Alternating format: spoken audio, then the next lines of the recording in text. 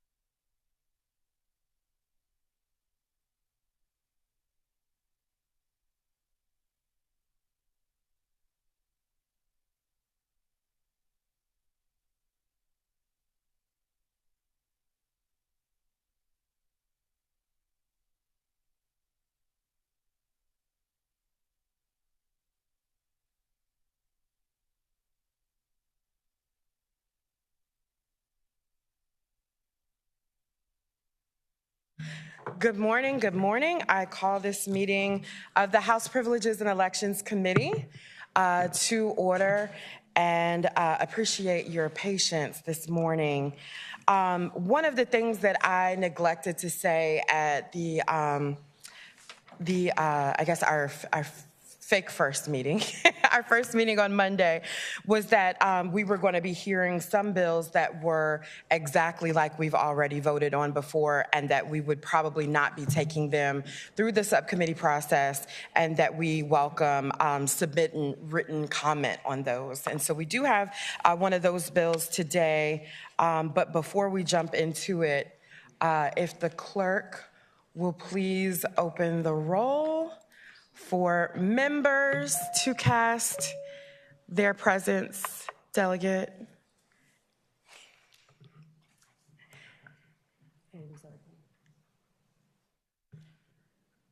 All right, and if the clerk will please close the roll, we do have a quorum. Thank you. So we are going to have an administrative action at the request of the patron, House Bill 1862. I would entertain a motion for us to strike that bill from the docket. It's been moved and properly seconded for us to strike House Bill 1862 from the docket. That is a recorded vote. If the clerk will please open the rolls.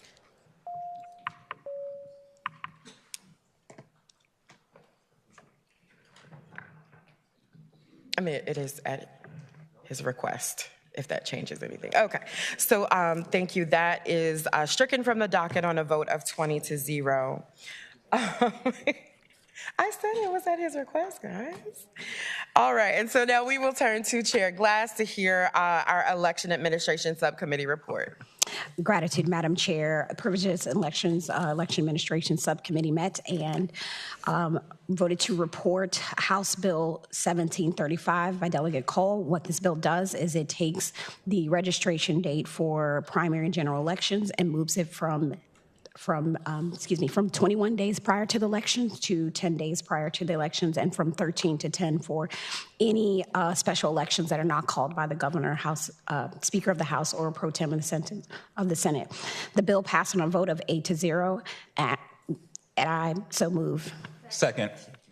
Thank you. And just to add, just that there was peace in the valley on this. So if anybody has any questions from the committee? Seeing none, it's been moved and properly seconded for us to report House Bill 1735. If the clerk would please open the rolls.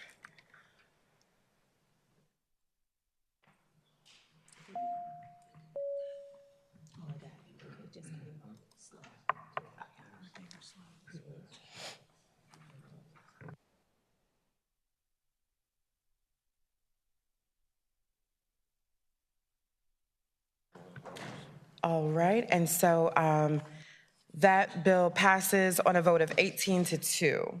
Thank you, Madam Chair. And now we'll hear from Delegate Watts, if we'll turn our attention to House Bill 1744. Delegate Thank Watts? you, Madam. Thank you, Madam Chairman, members of the committee. I'm making sure that I'm on. Yes, thank you. House Bill 1744 is exactly the bill that this committee amended and passed last year. It passed unanimously. It passed the House unanimously. So it's exactly in the same form. And what it does is that it puts a way of enforcing what I believe to be an incredibly important part of the integrity of Virginia's elections, and that is campaign finance reports. We don't have a lot of restrictions on donations, but we do say it is the purity of sunlight of the public being able to see what is the financing. So this bill, quite frankly, simply requires that you file at least one campaign report before the deadline of July 20th, which the registrars have needed for the actual printing of the ballot. If you haven't filed at least one, then your name would not be on the ballot.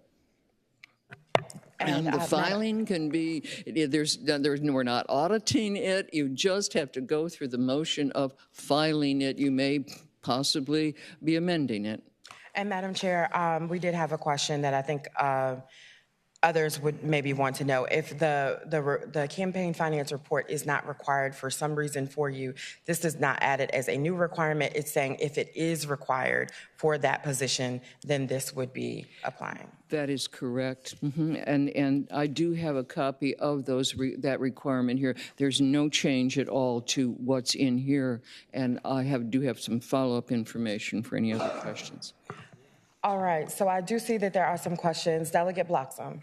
Thank you, Madam Chair. And this might be for council. The way I'm reading it, 43, 44, 45 would basically eliminate a party's ability to nominate anyone else if the first candidate didn't file by July 20th.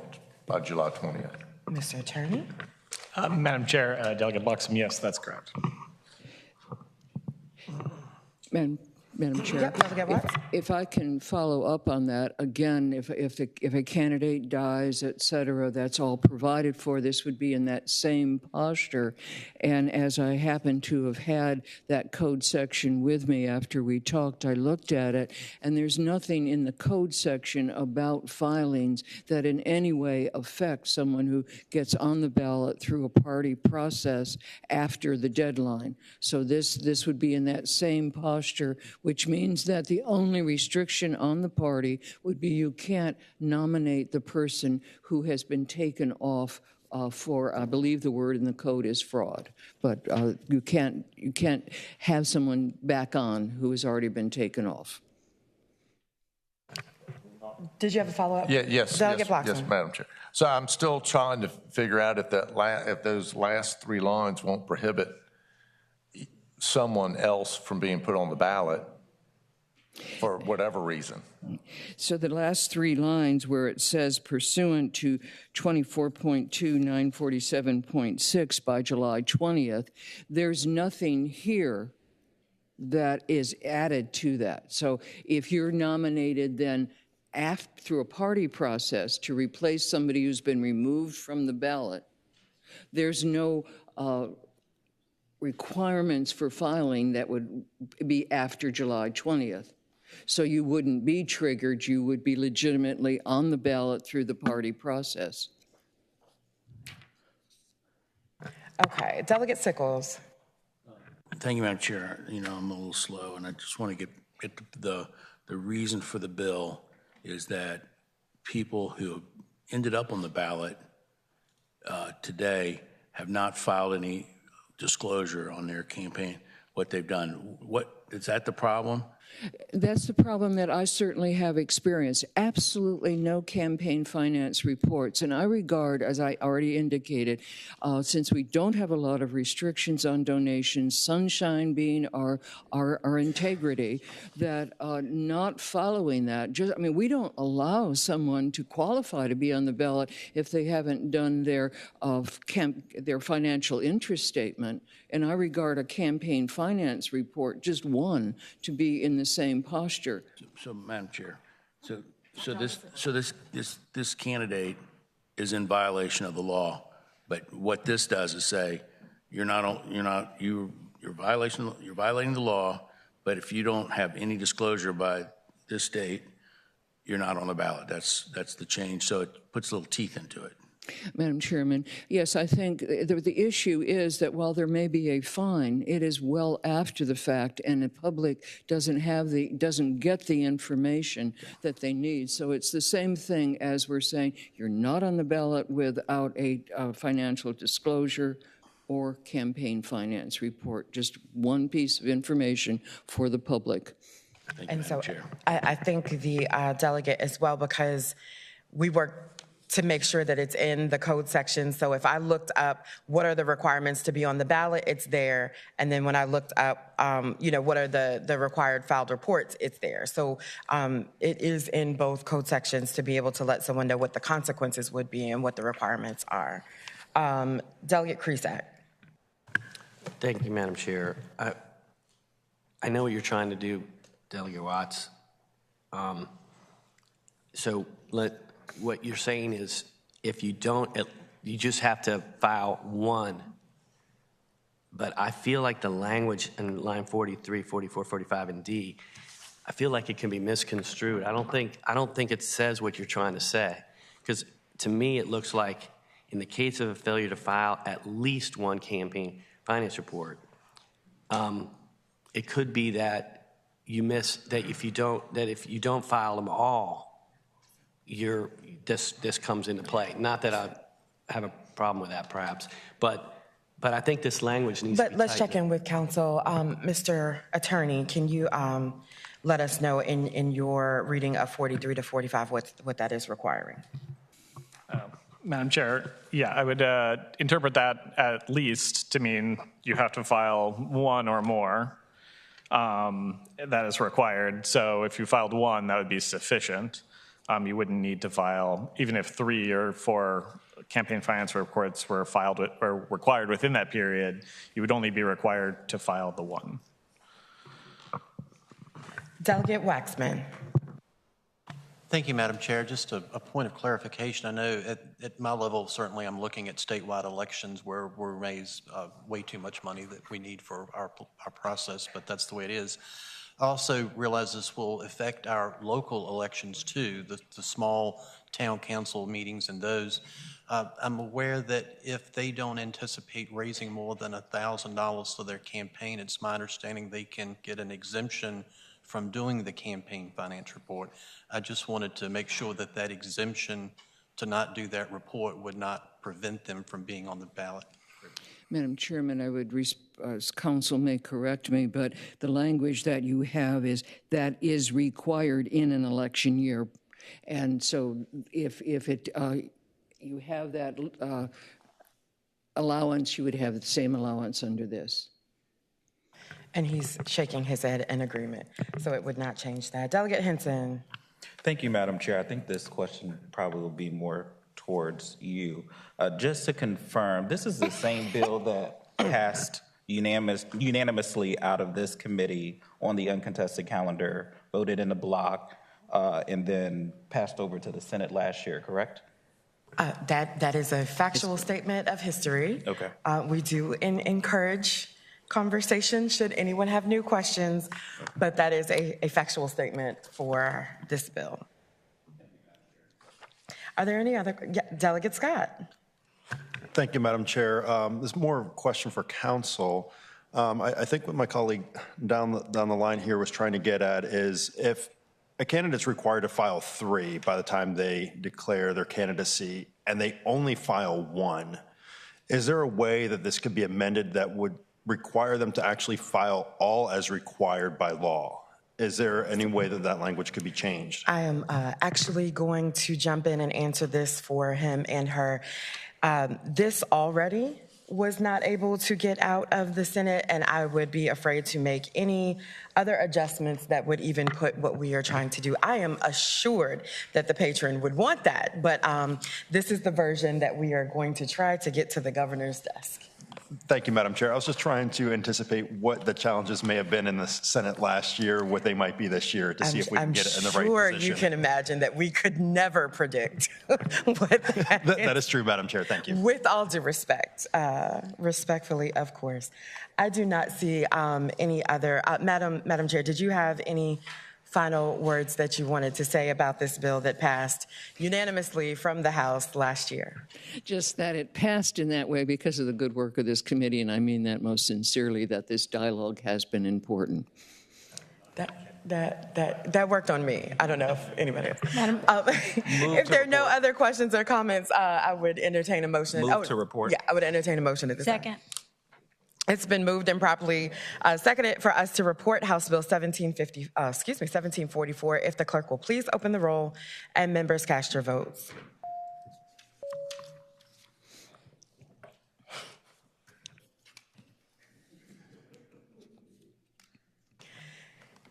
Thank you. And that bill does pass to the floor in a vote of 21-0.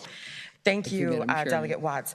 Members, I hope you had a very restful week. We are not going to have that amount of rest, as I anticipate all of our subcommittees will be meeting next week. So please make sure that you are reading all of the bills and ready for your subcommittee work, which will begin on Monday with Elections Administration. If there is nothing else, I will entertain a motion to adjourn. So moved. It's been moved and properly seconded that we adjourn. All those in favor say aye. Any opposed? We are adjourned. Have a great day.